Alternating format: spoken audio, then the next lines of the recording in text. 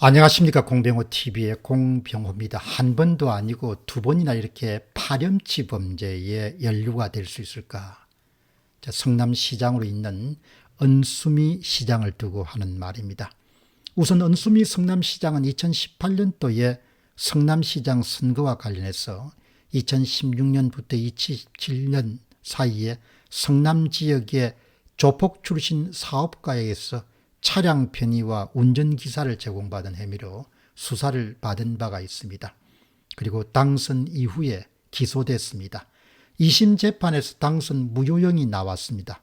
그러나 대법원은 검사가 항소 이유를 제대로 쓰지 않았다, 이런 황당한 이유를 둘러대면서 면죄부를 줬습니다. 당시 많은 사람들이 대법원 판결을 납득할 수 없는 것으로 받아들였습니다. 그런데 2020년도 12월 22일 날 JTBC가 은수미 사장의 비서를 지낸 사람이 어떤 폭로한 내용을 보도했습니다. 은수미 시장이 자신의 선거 캠프에 참여했던 39명을 성남시와 산하기관에 채용되도록 했다는 사실을 하고, 더 중요한 점은 검찰이 정치자금법 위반을 수사할 때 은수미 시장 측은 한 경찰관으로부터 검찰의 수사 정보를 제공받고 그것에 대해서 대가를 지불했다는 정말 놀라운 그런 사실을 공개했습니다. 은수미 씨의 전 비서는 국민권익위원회에 공익신고를 했는데 이 신고가 사실로 밝혀지고 말았습니다.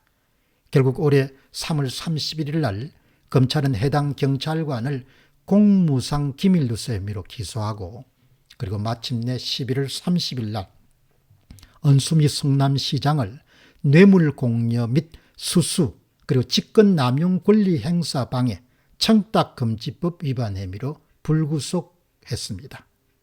검찰 기소가 사실로 밝혀지게 되면은 이것은 상식적으로 도저히 이해할 수 없을 정도의 아주 심한 파렴치범에 속합니다.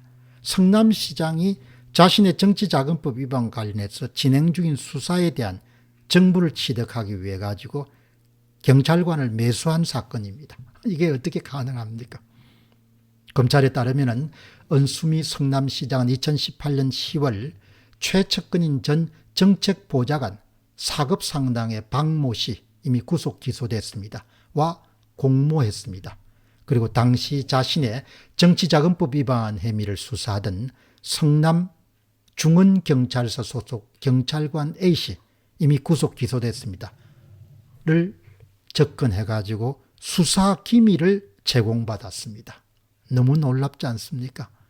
당시 경찰관 A씨는 수사 기밀을 누설한 대가를 요구했습니다. 그것은 바로 성남시가 추진하던 4억 5천만 규모의 터널 가로등 교체 사업을 특정 업체가 맡겨달라고 요구했고, 은수미 시장은 이를 기꺼이 들어준 것으로 보입니다. 이 과정에서 경찰관 A씨는 가로등 업체 측으로부터 7,500만 원의 뇌물을 받아 챙겼습니다. 은수미 시장은 또 A씨가 성남시에 근무하던 자신의 지인에게 6급 팀장 보직을 주라고 요구하자 이것도 수용해서 들어주었습니다.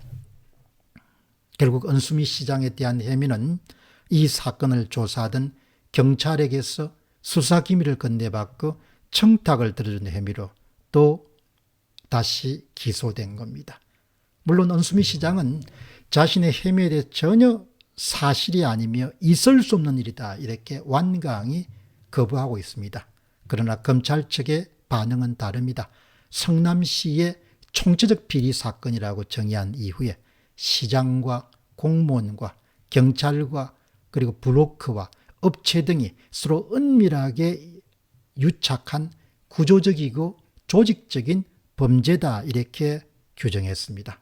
한 신문은 사설을 통해서 이 사건의 중요성을 크게 부각시키면서 은수미 사건이 은수미 사건에만 그치는 것이 아니다는 점을 분명히 지적하고 있습니다. 신문의 사설은 이렇습니다. 근래에 성남시장 가운데서 구속되거나 기소되지 않은 사람은 이재명 민주당 대선 후보밖에 없다. 그러나 이재명 후보가 여당 대선 후보가 아니었다면 성남시장 시절 벌어진 대장동 사건에서 이렇게 무사할 수 있겠느냐는 지적이 있다. 이재명 후보와 조폭과의 관계에 대해서도 구설이 끊이질 않는다. 성남시장과 관련한 뿌리 깊고 구조적인 문제가 있을 가능성이 있다. 성남 지역 정가에는 조폭을 끼지 않으면 선거를 제대로 치를 수 없다는 말이 오래전부터 있었다고 한다. 이 기회에 문제를 근본적으로 파악하고 근원적으로 도려내야 된다고 한다. 이재명 후보와 은수미 시장은 대법원에서 일주일 간격으로 무죄 판결을 받았다. 이와 관련한 의혹도 이번 기회에 제대로 밝혀져야 될 것이다. 신문의 사설이 정말 이 사건의 핵심과 본질이 무엇인가라는 부분들을 우리에게 다시 한 번 더 깨우치게 합니다.